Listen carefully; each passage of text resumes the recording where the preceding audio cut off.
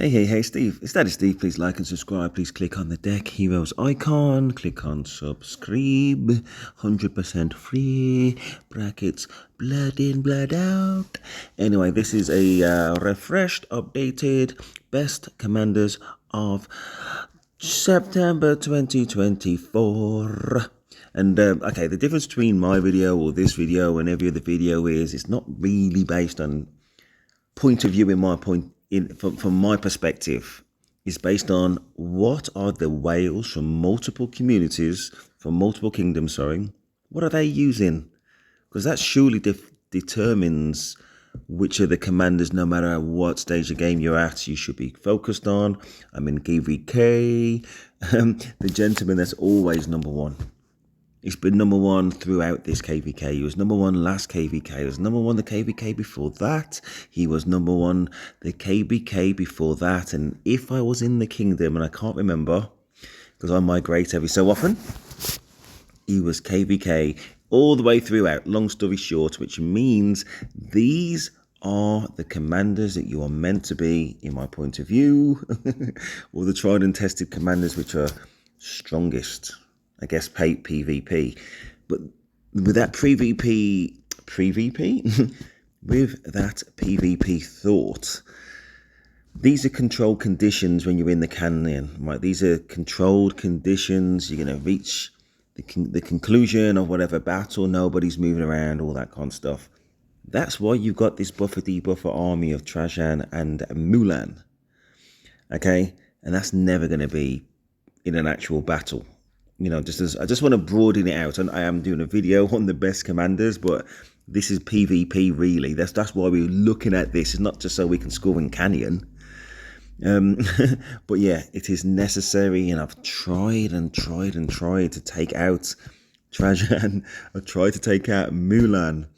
Even at times, just quite recently, I was experimenting taking out Constantine. I was actually trying Alex, upgraded the museum, is now at max. Alex is now at max in the museum, maximum. Maybe that was a wasted investment.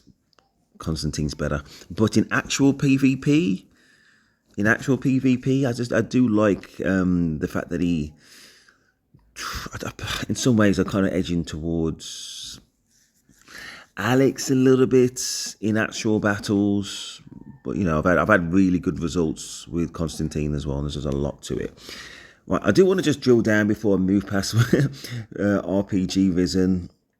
Before I move past that and kind of go into the top 15 players and what the balance of their team is, just so we know, again, looking at these commanders are the ones that we should choose for our PvP battles, ignoring Trajan and ignoring Milan. The bit that I mentioned about Constantine's fine, Alex is fine. Or if you've got a William Wallace, that's fine too. You know what I mean? If you're going to pair him up with Luce, you'd have William Wallace as primary. I've got no intentions in investing in William Wallace. He's not tanky enough. And there's another important thing that he doesn't have, which effectively neither does Luce. And I'm going to drill into it right now.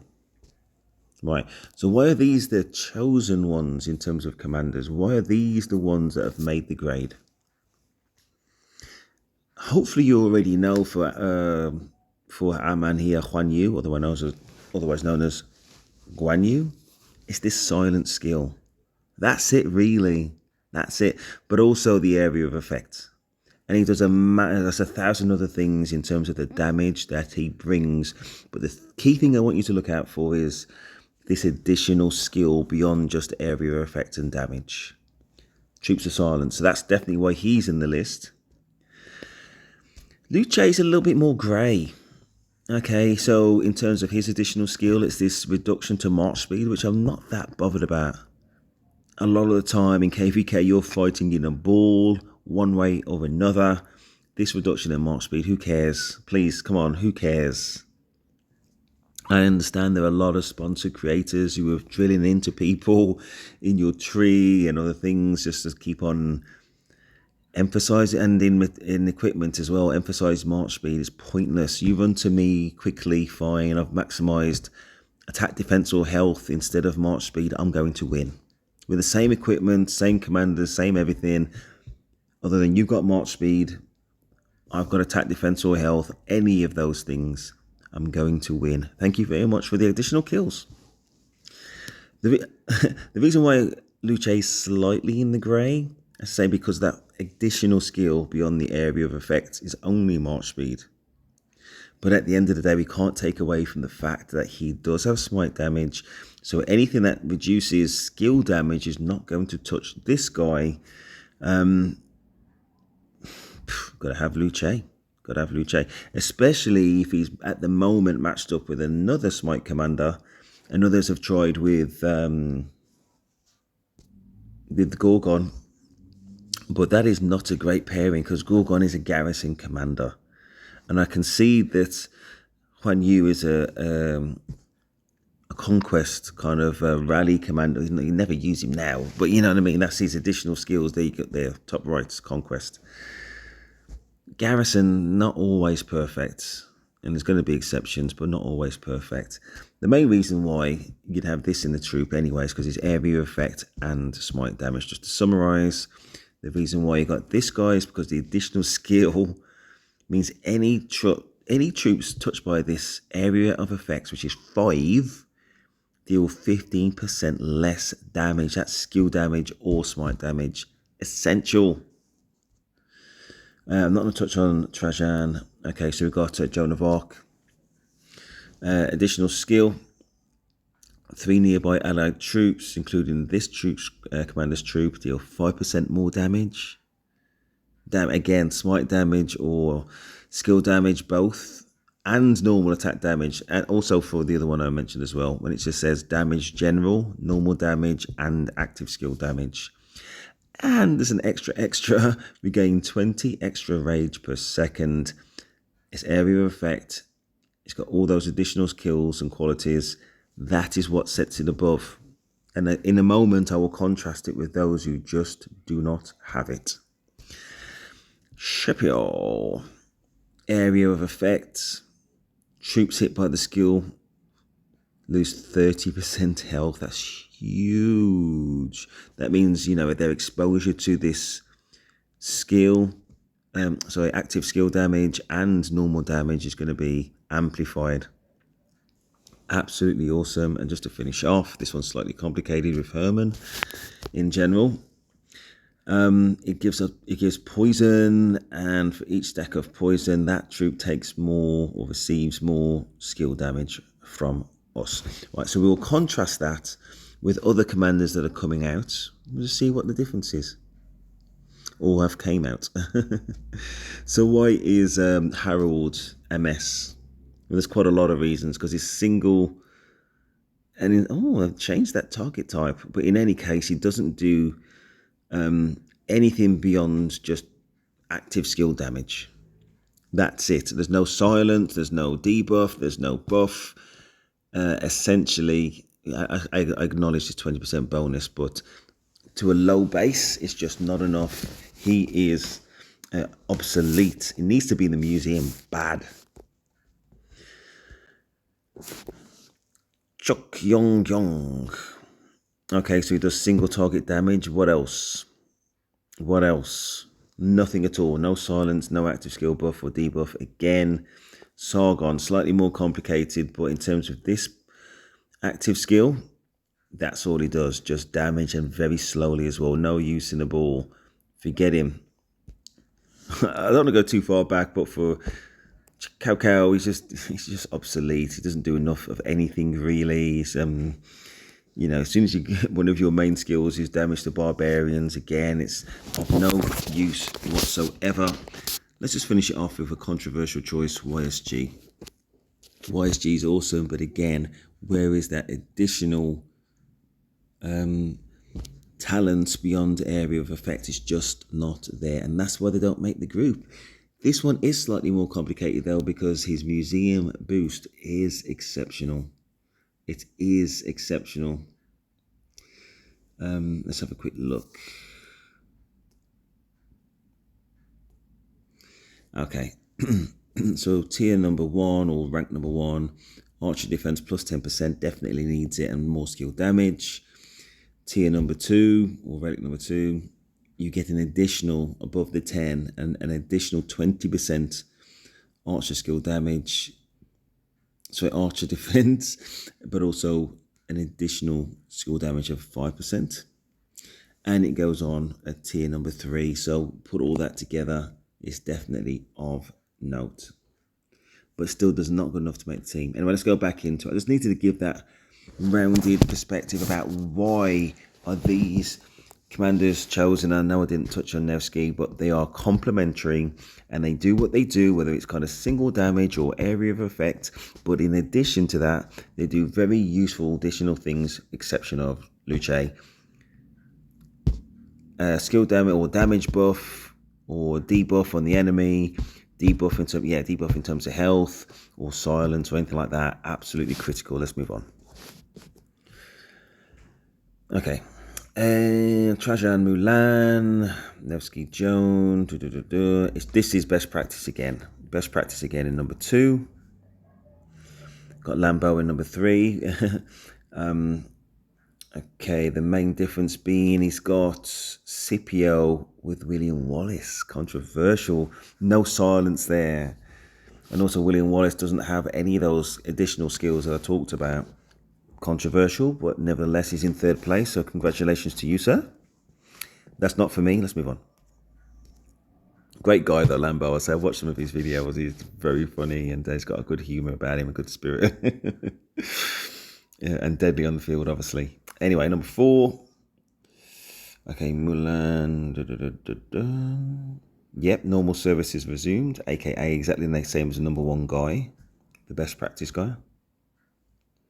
Slightly different here that you got Wallace and Luce instead of Luce being with Constantine, and also you've got Trajan with Constantine instead of Trajan with Mulan. I think it might have been him then who inspired me to do something very similar. Didn't work out. At the moment, I'm experimenting with. We'll get to what I'm experimenting with in a minute. But anyway, that didn't work out for me. But salutes to you, Trash Panda, in numero 5. But again, the core commanders that never change, no matter what stage of the game you're at. And these are the whales, again, of multiple kingdoms. These are the ones then, by definition, of this poll of the best, strongest players, are the ones that you should have beyond all theories. But again, it's your game. Whatever you choose is definitely right. And I'm not choosing William Wallace. But I think we will get some use out of him because we've just had that infantry commander cycle. I think there's already been clues that archers are next. And then it's probably going to be cavs. And then it's probably going to be siege. And then it's going to be infantry. So we may be looking at, wow, best 6 months, 7 months, 8 months, however long it's going to be. It's going to be a long time. So you will get some use out of William. But I think there's definitely better commanders to come. And he may well be obsolete at some point in the far future. But anyway, let's move on. He's not for me, William Wallace. Let's move on. Okay. Yeah, normal service is resumed with best practice, aka RPG risen in number 1. Normal service. Hogebing with Nevsky instead of Joan Prime. Controversial. I don't like the glass cannon Hogebing, and I'm trying to think it through or think it in a more rounded way about, well, say if you're in a ball and it's all about that kind of quick damage and things like that. Yeah, and it is possible. It is, especially if the city's very close to the battle lines. But, you know, if you're not, and I say for these guys, if it's the ones I'm thinking they are, they spend a lot of time on the other side of the pass. And you know how annoying it is. Say if you've got like 5 or 6 armies, let's just say 5 for the sake of argument, you try to send one army back, but you've got to double click on your commanders in order to send them on that kind of little zigzag path in the ball. But you're trying to select 4 commanders, but it'll always select 5, and then the army that you don't want to be there is marching backwards, so you can never refresh. I don't like Hogebing, long story short. Let's move on. He's a glass cannon. It's like having a a machine gun made of glass. You'll do some damage, but also you'll get murked. In my point of view, don't like him. But we'll soon do a video where I'm talking about my 6th army. One of the key things I picked up, and I'll do it in a different video, is you get to a point in tech where you can either boost the damage on 5 armies, or you can invest, I think it's 2.4 million crystals in the 6th army. And so for a long time I was investing heavily in damage just from 5, but I may well do damage from 6. And if I do, maybe that 6th army for me, given the commanders I've got, maybe will be Hogabing. Don't know. We will see. It's just the best of the rest in that instance. And maybe I'd rather have maybe actually in that instance, I'd rather have a William Wallace as my 6th army. But if I was going to invest in him, I would probably use him with my Luce. But as I say, not because he's the best 5, but he'd be worth getting in a 6. And then once I've already got him, maybe incorporating him, knowing that he's going to be obsolete at some point. But as a 6th army person, am I really bothered? Because he was never intended to be in the top 5. Let's move on anyway.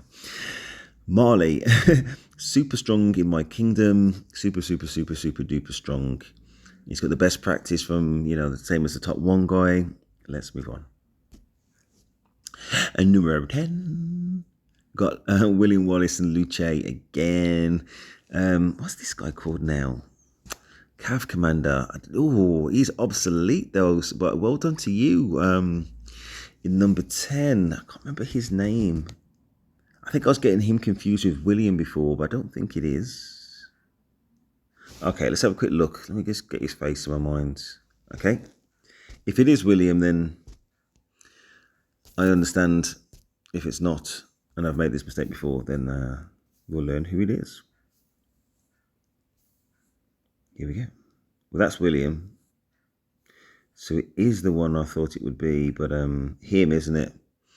Zhang Yu. It does do AoE. Okay, so troops hit by this skill lose 25% defense. That's quite a lot, especially if you're pairing it up with, I don't know, if you've got him in a set of armies. And I was thinking about Scipio Prime. He's taken away the health. This gentleman's taken away defense. Also, you've got Nevsky taking away defense. That is a lot.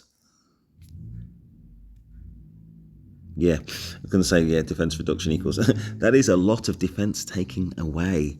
Surprise, surprise. So again, if I'm having 6 armies, then in that instance, maybe he's worth a consideration. But I say not top 5. Not top 5. But anyway, let's move on. Interesting. Let's move on. I don't want to make it a Zhang Yu video. But again, I say the whole point of this video I'm making now is consideration of the commanders that you should consider investing in as voted for by the whales of multiple kingdoms, aka in KVK. Number 11.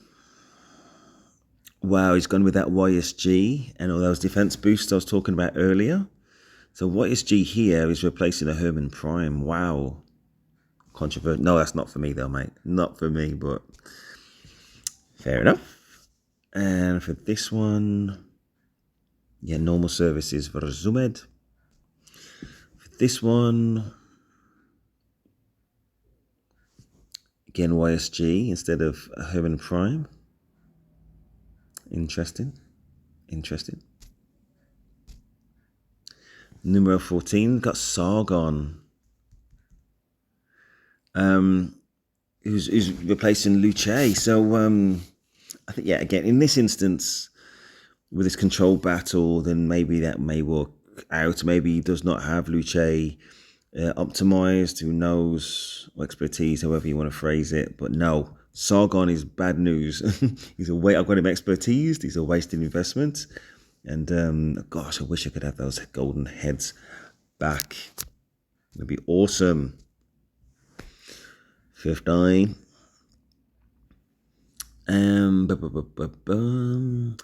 Hogabing and William Wallace. No, sorry, William the First. William the First, not Wallace.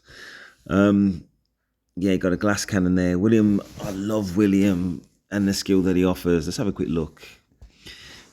Just basically taking away a massive proportion of skill damage. You know, basically you're limited to this and no buffs at all to skill damage, and that is, when you actually look into your commanders, that is a huge amount of additional damage that is just taken away from the 3 troops that are touched by its AoE. So awesome. And I think that we can get away with 5111 for this. So yeah, an absolutely amazing investment. So that's that. And yeah, okay, let's go and have a quick look at my current experimental defense formation. Listen, I still concede that the best practice is by RPG Risen, the #1 guy, the guy that's #1 all the time. I'm just experimenting with my Richard partnering Trajan instead of a Mulan. It's a small difference in some ways, but let's have a quick look at what Richard does. Cool. Okay, so for the next 2 seconds, it's only 2 seconds, up to 5 enemy troops in a fan deal 30% less damage. That's smite damage, active damage, and normal damage. And for any of those March speed buffs, they also lose March speed. He's got that healing factor. He's got a damage reduction. Again, that's all forms of damage, and that's continuous. I guess counter-attack damage is in there as well. I guess we've got this attack bonus. Defense bonus is greatly accepted in terms of tankiness. We've got the healing bonus on top of the healing that he does here, 1,400. And don't worry about the watchtowers. Try to go through it quickly in case I've missed anything. But also as an expertised commander, in this instance, he takes an additional 5% less damage on top of everything else and the healing that he already does. This is why Richard was amazing back in the day, and just testing him out in my armies, as I said. So going back to it, RPG Risen #1, as he always is, and I think I've covered everything. Please like, subscribe. I hope you found that useful. Please like, subscribe. Daddy Steve, and I am, when I get there, out.